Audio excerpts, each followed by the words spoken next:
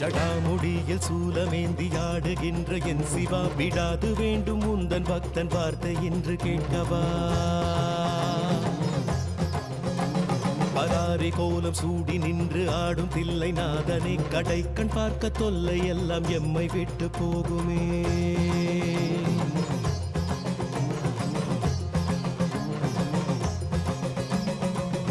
சத்தம் கேட்டு விட்டு சொக்கி போகும் வேளையில் அடுக்கடுக்கு துன்பம் யாவும் ஓடி போகும் மூலையில் ஜகம் நடுங்க ருத்ர தாண்டமாடுகின்ற கூத்தனே பயம் ஒடுங்க எங்கள் நெற்றி தீண்டி போக வேண்டுமே